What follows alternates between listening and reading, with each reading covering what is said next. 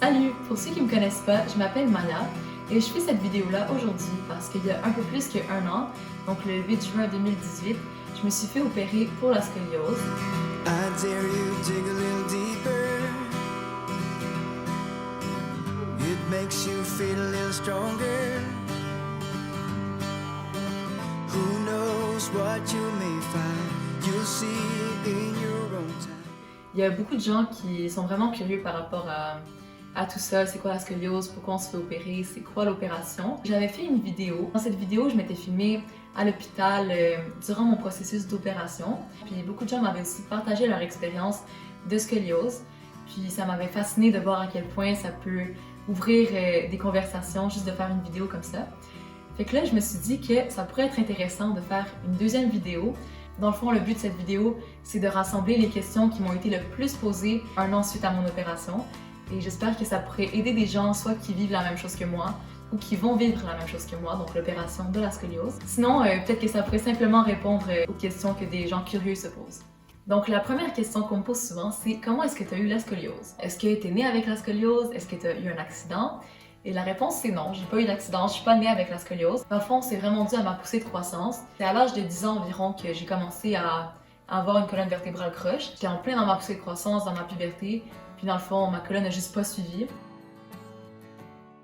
Elle continue à évoluer malgré que j'avais porté le corset pendant 4 ans. J'avais vraiment pas mal avant l'opération, puis ça paraissait pas vraiment non plus. Donc dans le fond, j'ai juste fait l'opération en prévention parce que si je la faisais pas, ça aurait pu avoir des impacts négatifs sur ma santé. Puis bon, on voulait pas ça, fait que j'ai fait l'opération en prévention. La deuxième question qu'on me pose souvent, c'est est-ce qu'il y avait des risques à faire l'opération, puis est-ce que tu avais peur de te faire opérer? C'est sûr que j'avais peur de me faire opérer parce que c'est l'inconnu, tu sais pas trop dans quoi tu t'embarques. Et il y avait des risques, mais honnêtement, les risques étaient vraiment minimes. Fait que c'est ça m'inquiétait un peu, mais c'était une chance sur 500 qu'une partie de mon corps devienne paralysée. Je me disais, je pense qu'il y a plus d'avantages à la faire, comme ça, tu sais, j'en finis, je vais plus avoir la colonne croche. Puis, dans le fond, c'était une chose que je faisais qui allait m'avantager pour le reste de ma vie. J'ai pas eu non plus de complications suite à l'opération, fait que tout s'est très bien passé, puis ma cicatrice est très belle. Même si après l'opération, j'avais eu un peu d'eczéma autour de ma cicatrice, fait qu'au lieu d'être toute mince, après l'opération, elle était un peu... elle semblait plus large que ce qu'elle devait être. Mais c'est parti avec la crème, puis voilà. Troisième question, combien dure l'opération puis c'est quoi le temps de convalescence? Donc l'opération dure environ 5 heures. C'est une opération dans laquelle je suis endormie tout le long. Il n'y avait aucune chance que je me réveille. Ensuite, le temps de convalescence est vraiment graduel. C'est sûr que quand on est plus jeune, on se rétablit beaucoup plus rapidement. J'ai passé 3 jours complets à l'hôpital. Donc dans le fond, ils me renvoyaient chez moi au moment où est-ce que j'arrivais à descendre et à monter les escaliers. Après 3 jours, moi j'arrivais à monter puis descendre les escaliers. Je dirais que pendant 1 mois, je me sentais vraiment comme un bloc. Fait que j'étais très rigide. J'ai quand même du métal dans mon dos parce que dans l'opération, ils mettent des tiges, des vis et des crochets en cobalt et en titan. Fait que c'est sûr qu'après l'opération, bon, tu te sens vraiment rigide, là, c'est un peu bizarre. Mais j'arrivais quand même à marcher, tu sais, je marchais de temps en temps. Je faisais des sorties avec mes amis de temps en temps, tu sais, on allait pas faire de l'escalade, là. On allait comme par exemple bruncher, se promener un peu à Montréal, des choses comme ça. Ça fait vraiment du bien de marcher. J'avais pas de douleur, fait au moins c'est déjà ça. J'étais médicamentée, je prenais de la morphine. 1 mois et demi après l'opération, j'étais pas mal rétablie parce que j'ai quand même pu partir en croisière aux Bermudes. Maintenant, je suis rétablie à 100%. J'ai retrouvé ma flexibilité. Je m'étire le soir, le matin, je fais du yoga, je fais des workouts. Bref, je me sens 100% normale. J'ai aucune douleur, j'ai aucun problème. Je ressens vraiment pas le métal dans mon dos. Fait qu'ils vont jamais le retirer, c'est là pour la vie. Ma colonne maintenant, elle est presque 100% droite. Elle est peut-être à 3 à 4 degrés là, fait que voilà, puis elle va rester stable comme ça pour le reste de la vie grâce au métal dans mon dos. Une autre question qu'on me pose beaucoup, c'est est-ce que tu as grandi après l'opération? C'est drôle à dire, mais oui, j'ai grandi après l'opération. Parce que là, imagine, tu sais, j'avais une colonne vertébrale qui était droite. Non. J'avais une colonne qui était croche. Puis, fait que là, ma colonne était comme ça. Puis là, après l'opération, ma colonne est devenue toute droite. Fait que j'ai pris 3 cm après l'opération. C'est pas grand chose, mais c'est quand même un avantage de la chirurgie. Ah oui, une autre question qu'on me pose très souvent, c'est est-ce qu'il y a des choses que tu peux pas faire après l'opération? C'est sûr, j'avais quelques restrictions. Par exemple, je pouvais pas faire de sport contact, par exemple le soccer, pendant 6 mois après l'opération, simplement parce que si je reçois un coup puis que je tombe par terre, c'est dangereux puis ça aurait pu faire bouger le métal ou quoi que ce soit. Aussi, je pouvais pas faire de montagne russe pendant, je me souviens plus si c'était 6 mois ou 1 an après l'opération. Fait que dans le fond, le but c'était juste d'éviter tout ce qui est choc, tout ce qui est ces mouvements brusques et tout. Il fallait pas que ça affecte mon métal. Puis les seules choses que je pourrais pas faire pour le reste de ma vie, c'est le saut en parachute puis le bungee. Parce que ça, c'est vraiment un choc qui est quand même assez intense, là, le fait que tu sautes puis que là, rendu en bas, tu sais, en tout cas, ça fait un choc pour le dos puis c'est pas bien sécuritaire. Mais honnêtement, ça me dérange pas tant que ça parce que c'était pas dans mes plans de faire un saut en bungee ou de faire le saut en parachute. Fait que pour moi, c'est correct, ça me va. Prochaine question, assez comique. Est-ce que je sonne dans les détecteurs de métal, vu que j'ai du métal dans mon dos? Non, je sonne pas dans les détecteurs de métal. L'explication que mon chirurgien m'a donnée, c'était que dans le fond, les détecteurs de métal, c'est une technologie assez avancée. Fait que si j'ai bien compris, ils arrivent à détecter que mon métal, c'est pas un métal qui est dangereux, c'est juste un métal chirurgical. Donc, j'ai jamais sonné dans les détecteurs de métal ou quoi que ce soit.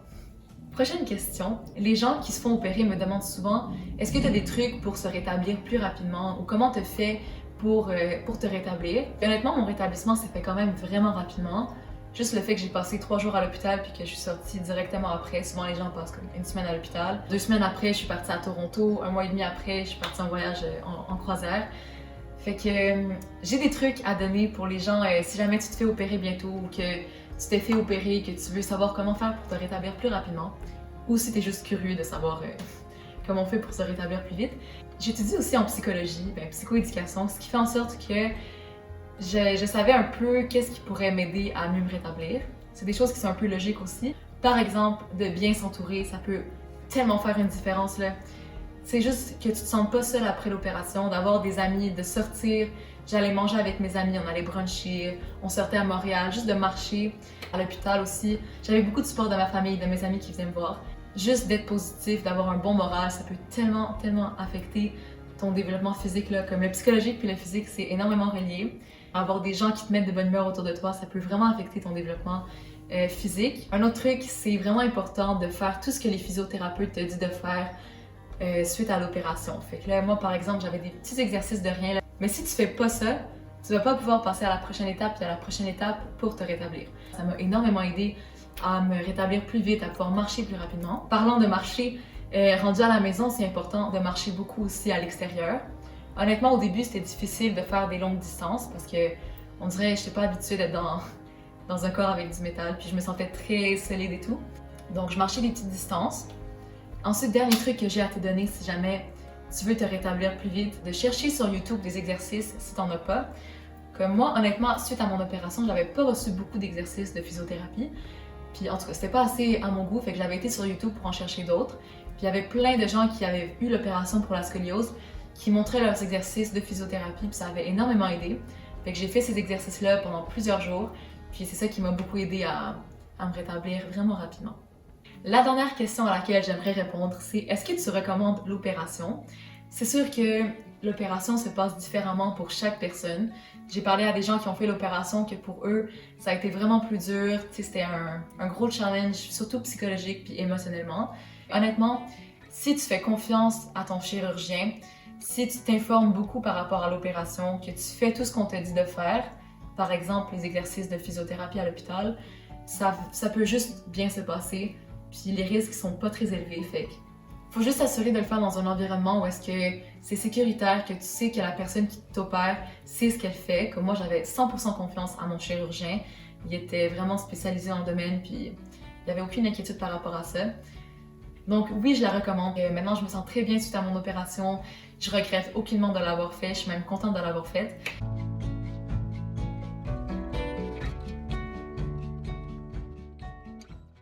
Voilà, c'est ce qui conclut ma vidéo. J'ai fait vraiment le tour des questions qui m'ont été le plus posées. Puis si jamais tu as des questions, que tu veux partager ton expérience, que tu veux jaser de ça avec moi, tu peux laisser un commentaire en dessous de la vidéo. Normalement, j'aime ça répondre à pas mal tous les commentaires. Ou sinon, tu peux aussi me contacter, fait que je vais mettre mes contacts dans la barre d'infos. Et si jamais vous avez des idées d'autres vidéos par rapport à la scoliose que je pourrais faire, ou peu importe, n'hésitez pas à laisser un commentaire, sinon à me contacter par mes réseaux sociaux. Donc voilà, mais je vous souhaite une bonne journée, bonne soirée, bonne vie, et c'est ça. À la prochaine, bye! Now let the